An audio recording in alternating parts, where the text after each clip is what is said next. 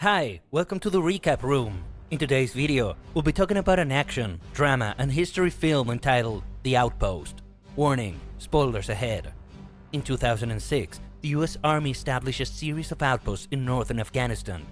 One of these was PRT Kamdesh. It was built in a remote valley, completely surrounded by the Hindu Kush mountains. We then see a helicopter in transit. The soldiers inside were introduced: Romesha, Gallegos, Skusa, Younger, and Kirk. While on the way to PRT Kamdesh, they talk about not informing their wives about the mission. At the Tactical Operations Center, Lieutenant Bunderman informs Captain Keating about a soldier smoking hash on site. After a while, the soldiers arrive at the landing zone, and they were welcomed by the captain. The troops enter the Red Platoon barracks, and there they met with fellow soldiers, Larson, Martin, and Avalos. The next morning, the newly arrived team goes out of the bunkers and explores. They can't believe their location is in the middle of the mountains where the Taliban can have a nice view of them. Martin is working on a truck, and he shares with them the story of how the truck got there. Hart says it's the Tali's favorite target. Skusa sees a dog about to be shot by Commander Zahid from the Afghan National Army, but he stops him. Suddenly, they were attacked by the Taliban fighter positioned at the Olive Garden. They asked Mace for 240s, but Carter brings out a different pack of bullets. This caused an argument between the soldiers. Wong then relays the order to put some 120s in the Olive Garden. As a result, they finally got them. Gallegos then kicks Younger and warns him that if he fires a weapon that close to him again, he'll kill him. Romesha stops Gallegos from assaulting Younger. Carter runs out to them bringing 240s, but he's too late. Larson tells him that he can't fight and argue at the same time. On another side, Jacobs was hit by the attackers and is immediately treated. At the Mortar Pit barracks, also called Mortari Tavil, the soldiers were informed that Jacobs got out of the surgery. They then talk about their previous encounters with the Taliban. Back at the center, Captain Keating talks to Faulkner about him smoking hash. He reminds him that there are only 54 of them, and him being high out there endangers all of them. As a consequence, he busts him down to private. Shortly after, he gathers everybody for a brief meeting. He says they're making great progress there in Kamdesh, but they still got a lot of work to do. He recognized that their outpost is a target of insurgents. In order for them to be able to do their jobs and stay safe, he says they need to keep a good relationship with the locals. Respect keeps them safe, he adds. In addition, the captain will call for another shura where the lead elders in the valley will attend. He says they will bring some of the younger men with them, and it might probably be those that had been shooting them. At the shura building, the elders arrive. Captain Keating asks Carter and Griffin to join him in the meeting while he's removing his weapons.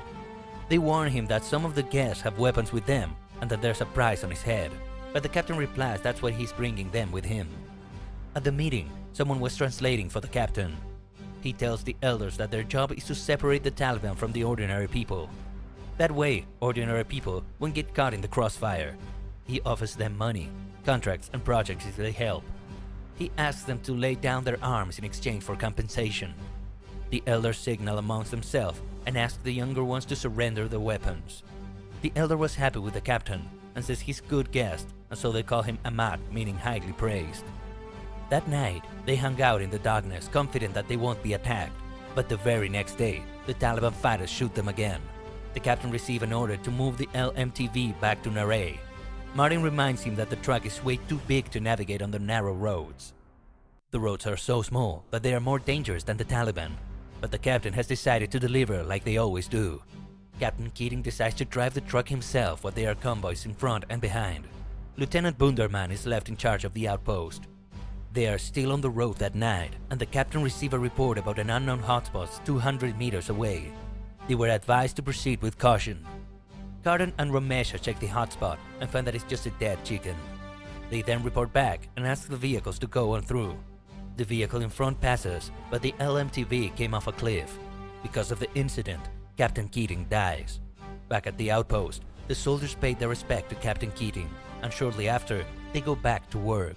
They renamed the place from PRT Kamdesh to COP Keating. The new commander arrives. They introduce themselves to him and inform him about the routine. Romesha tours him inside the outpost and shows him around. He points at the mortars and said that it's the only thing that reaches the ridge line. Without it, they're doomed. Just as he was about to show him their mosque, an explosion breaks out, and the Taliban shoots at them again. They return fire, and successfully defeat them. After that, they are asked to patrol the perimeter. Up at the mountain, they look at their outpost from the point of view of the Taliban fighters. Romesha thinks of what he'll do if he was a Taliban attacker, and they figure out there's no way to stop them. While some soldiers are busy at their gym, one of them notices a local is taking pictures inside the camp. They followed him and confiscated his phone. The local is kept there and guarded as a prisoner. It is then revealed that he was paid by the elders from Camu to take photos for the Taliban. Captain Ilescas calls for another shura. He told the elders that it's important for them to find out which elders in Camu paid Nasir. He assures that the boy will be safe and that he'll be back in 2 or 3 days if he's proven innocent. One of the elders replies that they have broken Commander's Keating promise. They have been paid and now their children are stolen too. The captain shows them the money and tells them it's for building the school and for bringing power and water to Urmul. But now he has to hold on to it until they help them. The other American soldiers notice that half the Afghan men from the last shura are gone, the fighting age ones. Mohammed, their interpreter, visits the camp to inform that the Taliban are coming on them. The villagers are not happy and are complaining about their money, the school, and the road. He also tells them that the previous shura didn't go well. The other officers laugh at this warning, and Mohammed is offended, saying that they weren't listening to them. The officer explains it's because he keeps coming with the same warning every day. After that, they thank him and send him out. We then see the soldiers patrolling the area and come across a bridge. Carter and Kirk cross first, and then when they signal it's safe, the younger and captain followed. While they were walking and conversing, suddenly, a bomb explodes on Captain Ilescas' footing. I think they're gonna... The younger is traumatized by seeing the captain's body exploding right in front of him. At the barracks, Romesha finds Younger at a corner holding a weapon. While talking to him, he removes the bullets and calms him down. He's then sent back home along with the remains of Captain Ilescas. The new commander arrives that night, Captain Broward. He reveals that the new order is that they are closing that outpost by July 6th. He asks them to concentrate all their efforts on closing shop. The next day, the soldiers report that they found an Afghan ID on the bridge where the former captain died. Romesha suggests that they can find him, but the captain disapproves it, saying he can't allow them to antagonize the population by rousing families in the village. Outside, while Romesha and 2 others were at the LRAS, they were attacked by the enemies. He immediately requests assistance from the mortars, but the new captain holds it until they have PID. Romesha is clearly pissed by the delay. Captain Broward confronts him after saying that excessive force alienates the locals and causes greater risk. In addition, he says he's not sure when they'll be resupplied, so they can't waste ammo. There he also reveals that President Karzai doesn't want American force to leave before the Afghan election. That means the closing of the outpost is rescheduled to October. But he adds that the good news is that they will be receiving an extra $1,000 a month. At their canteen, Carter approaches Lieutenant Bunderman and informs him that everyone is worried about the new CO. He says he's scared and doesn't know what he's doing. Furthermore, he doesn't leave the TOC except when taking a dump. Even then, he does it with an escort. Lieutenant Bunderman asks him to sit down and orders him not to call their captain a coward, and instead to just follow his orders. After all, he's a 37-year-old captain who probably has seen more firefights than he's seen in the movies. That night, the soldiers on the lookout notice a movement from afar. Suddenly, a mortar attacks them. Captain Broward gathers the sergeants and talks about their situation. Because of the attack, they confirm that the fighters have not only gained access to the mortars, but also night vision. The meeting is interrupted when a specialist arrives saying there are elders at the gate.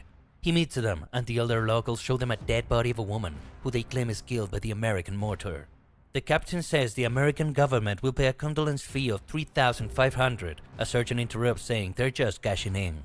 But the captain says he'll handle it. The elder says everyone knows that they are leaving soon, and if they're not paid now, they will never be paid. The captain is shocked that they know about their departure. Suddenly, the dog in their camp bites an elder in the hand. The captain asks him to be brought to the medic, but the translator reveals it's not that simple. To be bitten by a dog is extremely shameful in their culture, and so retribution is to be made. With no other choice, he shoots the dog. And Skusa is shocked.